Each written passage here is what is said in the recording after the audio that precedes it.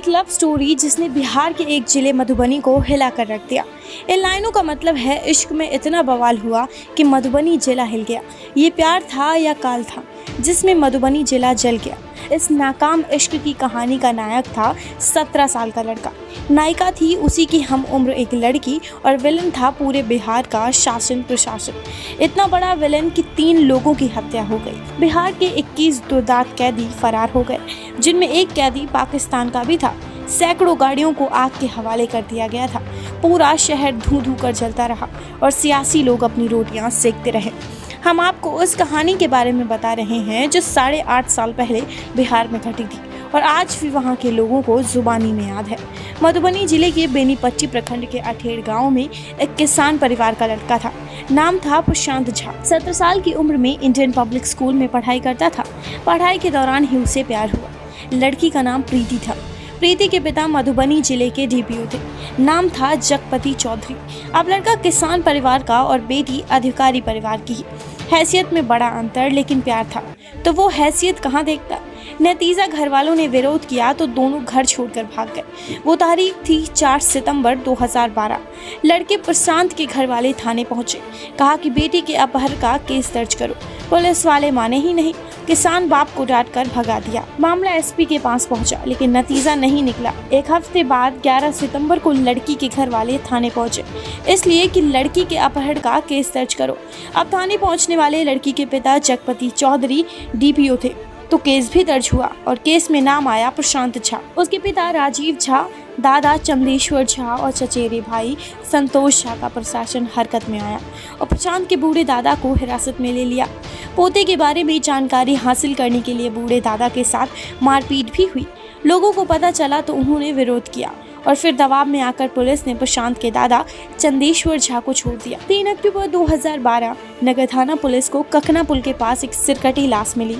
2 दिन बाद प्रशांत की मां विनीता देवी और दूसरे घर वालों ने कहा ये लाश प्रशांत की है और प्रीति के पिता जगपति चौधरी ने प्रशांत की हत्या कर दी। प्रशांत की मां ने बेटे के पैर के निशान और कपड़ों से लाश की शिनाख्त की। मां विनीता ने बताया था कि जो पैंट शर्ट और मोजा पहनकर प्रशांत गायब हुआ था, वही कपड़े लाश के पास भी हैं। लेकिन जब इस लाश का पोस्टमार्टम हुआ तो पता चला कि लाश जिसकी है उसकी उम्र प्रशांत की उम्र से कम 10 साल ज्यादा है। इस रिपोर्ट के आधार पर पुलिस प्रशांत के घर वालों को वो लाश नहीं देती है, लेकिन लोगों के बीच संदेश जाता है कि डीपीओ जगपति चौधरी के दबाव में पुलिस ने रिपोर्ट ही बदल डाली और इसलिए पुलिस ना तो लाश दे रही है और न ही जगपति चौधरी को गिरफ्तार कर रही है। इसकी वजह से प्रशांत के घर वाले 11 अक्टूबर को मधुबनी के डीएम ऑफिस में आमकरण अनशन पर बैठ जाते हैं, लेकिन उनसे मिलने के लिए ना तो कोई पुलिस का अधिकारी चाहता है और न ही शासन प्रशासन की ओर से उन्हें कोई पूछने वाला है। उस दिन की शाम होते होते पूरे क्षेत्र में एक खबर आम हो जाती है कि जगपति चौधरी के दबाव में पुलिस प्रशांत के घर वालों की नहीं सुन रही। हजारों लोग प्रशांत के घर वालों के साथ आ गए और धरने पर बैठ गए। जब पुलिस और प्रशासन ने हजारों लोगों को प्रशांत के घर वालों के समर्थन में उतरे देखा तो पुलिस की ओर से लाठीचार्ज कर दिया गया।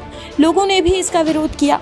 पुलिस की लाठी से प्रशांत की मां, दादी और दादा गंभीर रूप से घायल हो गए। जब इलाके में पुलिसिया बर्बरता की कहानी फैली तो लोग भी उग्र हो गए।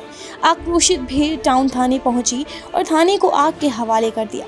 मधुबनी जिले का माहौल बिगड़ने लगा तो वहां जेल में बंद कई खूंखार कैदियों को दूसरी जगह शिफ्ट किया जाने लगा, लेकिन भीड़ ने कैदियों की गाड़ी पर भी हमला कर दिया। मौके का फायदा उठाकर 20 से ज्यादा कैदी भाग गए, जिनमें एक पाकिस्तानी कैदी भी शामिल था। जब ज्यादा बवाल बढ़ गया तो पुलिस ने फायरिंग कर दी।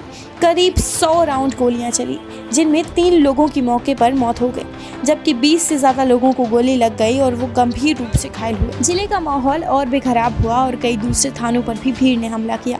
थानों को आग के हवाले कर दिया गया और कई सरकारी दफ्तरों में तोड़फोड़ और लूटपूट भी हुई। हालात इतने खराब हुए कि 12 अक्टूबर की शाम होते होते मुख्यमंत्री नीतीश कुमार के आदेश पर डीएम और एसपी के साथ डीआईजी रेंज का ट्रांसफर हुआ, लेकिन हालात काबू में आए ही नहीं।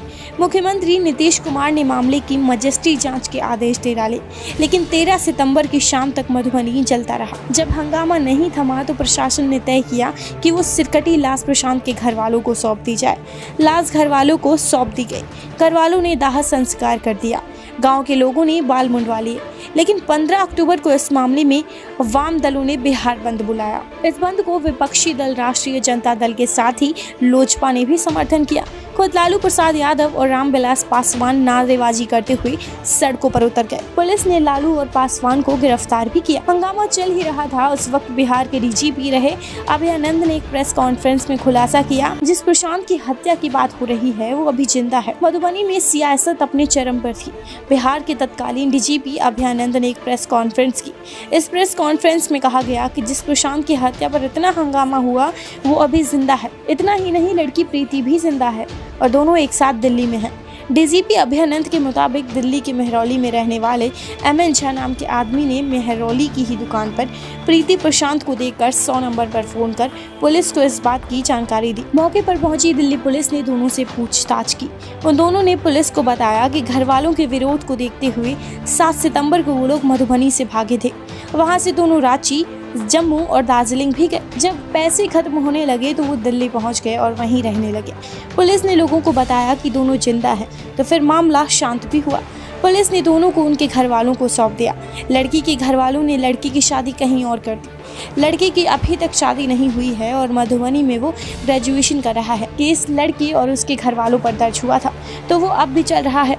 हंगामा और आगजनी करने के आरोप में भी प्रशांत के गांव अड़ेर के लोग थाने कचहरी के चक्कर लगाते ही रहते हैं और इस प्रेम कहानी में जिन 3 लोगों की जान गई थी वो अब भी इंसाफ की आस लगाए बैठे हैं। ऐसी ही तमाम खबरों को जानने के लिए हमारे YouTube चैनल को सब्सक्राइब करें। Subscribe to our YouTube channel and press the bell icon to get the latest updates.